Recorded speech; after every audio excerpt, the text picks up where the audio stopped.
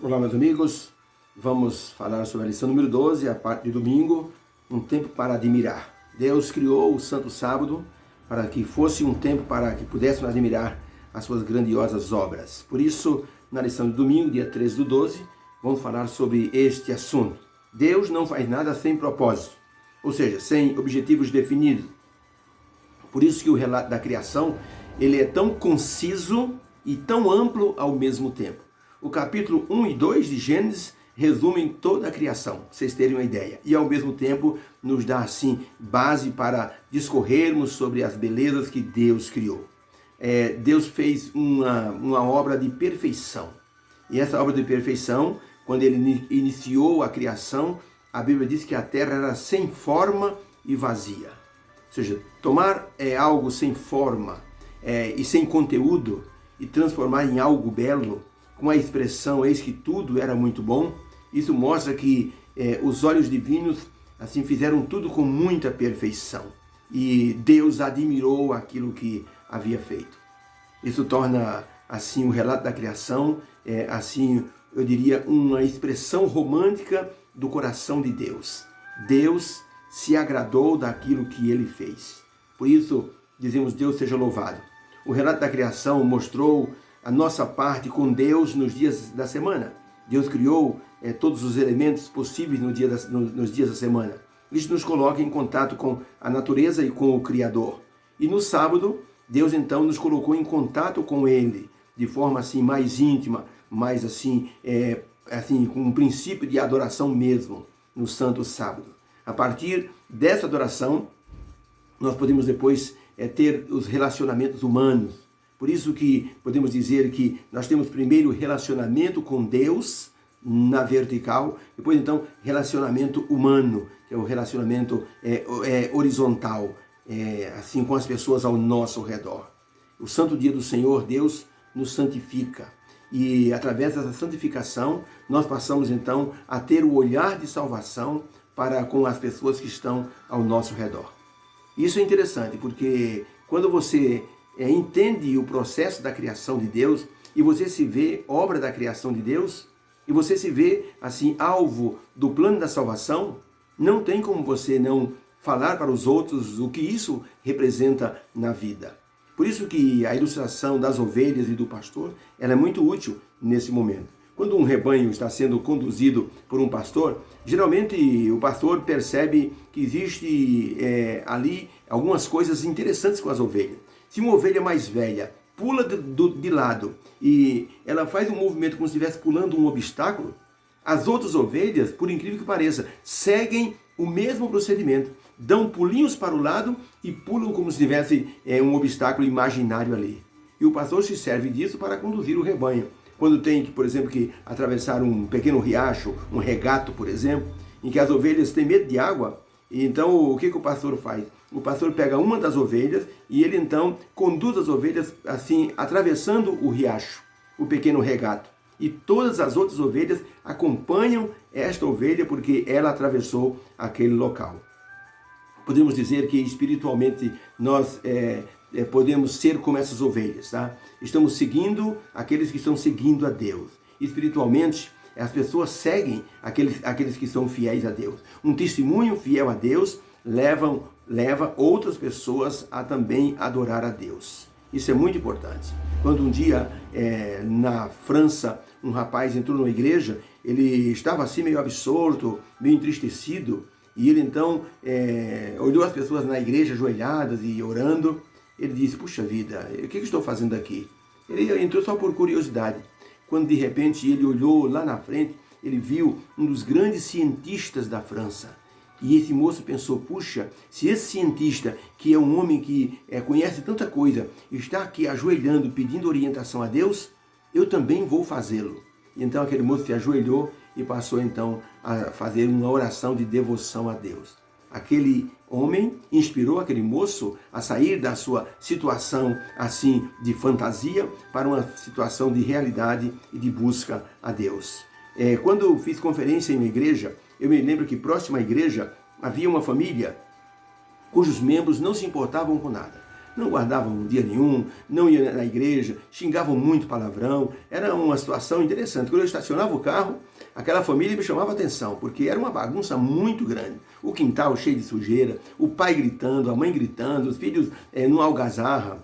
E quando foi, isso foi no primeiro dia, no sábado, que eu comecei ali uma série de conferências, eu percebi que aquela família ela era desatenta a tudo. Mas eu percebi também uma coisa, que quando eu comecei aquela série de conferências, fiz uma semana de oração, depois fui fazendo domingos a domingos. Eu percebi que uma das pessoas da família, uma menina de apenas 12 anos, de nome Priscila, essa menina, ela se encantou com os hinos da igreja. Eu percebi que uma noite, ela entrou na igreja e começou a cantar os hinos. Ela já sabia porque ela ouvia da casa dela. Pois essa menina, gente, ela se interessou tanto pela palavra de Deus, que ela entregou o coração a Jesus. Mas a família dela fez de tudo para tornar a vida dessa menina miserável. Fazia de tudo, enxotava a menina, fazia zombaria. A hora que ela ia para a igreja, um dos irmãos jogava barro na roupinha dela, e ela tinha que voltar para trocar. Olha, foi uma perseguição muito grande. Infelizmente, essa menina, com 17 anos, ela foi acometida de febre amarela. E com todos os cuidados possíveis, ela não resistiu. Mas antes de morrer, essa menina, ela deu um testemunho tão poderoso. Ela falou da volta de Jesus, ela falou do amor que ela tinha por Jesus de uma forma assim tão veemente, de uma forma tão resignada, que eu nunca tinha visto numa pessoa assim, tão jovem, essa vontade de louvar a Deus e de falar do amor de Jesus para outras pessoas. Essa menina foi, ela foi enterrada, faleceu, infelizmente foi enterrada, mas o testemunho dela foi uma coisa marcante, porque a família ficou impressionada. A mãe, o pai e os 4 filhos entregaram o coração ao Senhor Jesus Cristo. Eu tive o prazer de ir no batismo dessa família e fiquei impressionado porque, olha, aquela menina deu um testemunho eloquente. Ou seja, quando uma ovelhinha ela vai a Jesus, as outras ovelhas também irão. O testemunho foi muito coerente, foi um testemunho assim emocionante. Pergunta número 1 da lição de domingo, olhando o relato da criação, como o descanso divino e a bênção divina no sábado interligou o capítulo 1 de Gênesis com o capítulo 2 de Gênesis. Importante essa pergunta, hein? Como é que o relato da criação, ele uniu o que está escrito em Gênesis 1 com o que está escrito em Gênesis 2. Vamos então para Gênesis 2, verso 1 a 3, diz assim: Assim foram, pois, acabados os céus e a terra, com todo o seu exército. Ora, havendo Deus completado no dia 7º a obra que tinha feito, descansou nesse dia de toda a obra que fizera. Abençoou Deus o dia 7º e o santificou, porque nele descansou de toda a sua obra que fizera. No capítulo 1, a resposta é então, o que o relato de Gênesis 1 com o relato de Gênesis 2, como é que nós unimos esses dois capítulos? A resposta é, no capítulo 1, Deus criou o mundo perfeito. No capítulo 2, ele criou o homem e a mulher. E com o descanso no sábado, ele uniu a natureza e os seres humanos em um momento de adoração. E esse momento de adoração foi um momento solene. Uma bênção e a santificação de Deus tornou os seres humanos santificados. Então, o Gênesis 1 com Gênesis 2, capítulo 1 e 2, foram unidos pela bênção do dia de descanso, o dia que Deus providenciou para unir o ser humano com a natureza e unir esses dois elementos com Ele mesmo. O descanso divino no sábado, como o descanso da natureza inteira e dos seres humanos, reservou um tempo para admiração e adoração ao Criador. Deus não necessitava de descanso. Como diz em Isaías 40, verso 28, não sabeis, não ouviste, que o eterno Deus, o Senhor, o Criador dos fins da terra, não se cansa nem se fatiga? Então Isaías está dizendo que Deus não se cansa nem se fatiga, então ele não precisava do descanso no sábado. No entanto, ele descansou para criar o momento da adoração, para criar o espaço do memorial da criação e nos dar o tempo de fazer o bem e o repouso para refazer nossas forças físicas, emocional e espiritual. É o tempo de admirar. Ellen White escreveu no livro Desejado das Nações, na página 207, a seguinte expressão: as solicitações para com Deus são ainda maiores no sábado do que nos outros dias. Seu povo deixa então a ocupação ordinária, rotineira, e passa mais tempo em meditação e culto. pedem a Deus mais favores no sábado do que em outros dias. Exigem-lhe a atenção de modo especial. Anelam suas mais preciosas bênçãos. A obra no céu não cessa nunca e o homem não deve descansar de fazer o bem. O sábado não se destina a ser um período de inútil atividade. Percebeu? Como é importante que nós, então, tenhamos esse conhecimento de que o sábado não é para nós termos atividades inúteis. É para ser uma bênção para nós e para os nossos semelhantes. O sábado é um tempo de admirar o que Deus fez e admirar a ordem da criação.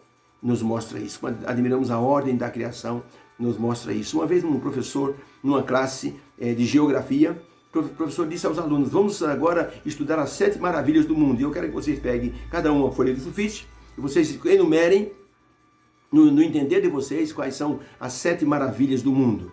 É logicamente que essa pergunta feita para um professor, para adolescentes, criou um alvoroço muito grande. Eles começaram a conversar entre si para ver quais eram assim, os pontos comuns às 7 maravilhas do mundo. E depois, então, chegaram a um consenso. Escreveram o seguinte: primeira grande maravilha do mundo, as pirâmides do Egito. Segunda grande maravilha do mundo, o palácio de Taj Mahal. Terceira maravilha do mundo, o Grande Cânion. Quarta maravilha do mundo, o canal do Panamá. Quinta maravilha, o edifício Empire Build State nos Estados Unidos. O sexto lugar, sexta maravilha do mundo, a Basílica de São Pedro. E em sétimo lugar, a Grande Muralha da China. Uma menina, porém, não entregou a folha e ficou com a folha virada assim para baixo no que ela havia escrito. E o professor disse: você não terminou? Ela disse: eu estou com uma dificuldade, porque são muitas as maravilhas do mundo. O professor disse: se você disser algumas, quem sabe nós podemos ajudar você. A menina, então, timidamente virou a folha e disse: professor, eu escrevi que as 7 maravilhas do mundo são o seguinte: primeiro, tocar. Segundo, sentir sabor. Terceiro, ver. Quarta maravilha do mundo, ouvir. Quinta maravilha do mundo, sentir. Sexta maravilha do mundo, sorrir. Sétima maravilha do mundo, amar. A classe inteira ficou em silêncio. Sabe por quê? Porque é fácil para nós, seres humanos, enumerarmos as façanhas humanas. Mas quando falamos sobre aquilo que Deus fez, nós temos que reverenciar aquilo que Deus fez. O sábado é um tempo dado por Deus para que você e eu, para que nós possamos nos lembrar dessas coisas maravilhosas, que são verdadeiramente maravilhosas, que Deus fez. Muitas vezes nós não assim examinamos, não nos detemos para ver o que Deus fez. E quando nós vemos aquilo que Deus fez, coisas maravilhosas, nós temos que testemunhar dela para outras pessoas. Por isso que o sábado é um tempo de admirar. Ellen White disse que seria bom que de vez em quando nós saíssemos para a natureza com os filhos, para mostrar a eles as coisas que Deus fez.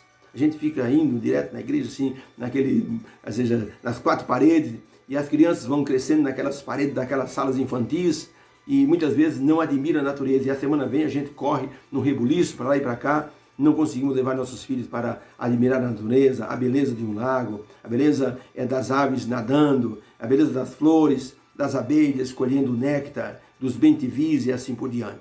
É preciso fazer isso, porque o sábado é um tempo de admirar. Planeje com sua família, dar uma saída de vez em quando no sábado, para que as crianças possam aprender as maravilhas que Deus fez. Que Deus te abençoe, que haja uma bênção para você que estudou conosco a lição de domingo, tempo de admirar. Que haja uma bênção para você e sua família. Que Deus te abençoe, é o meu desejo de coração para você. Amém.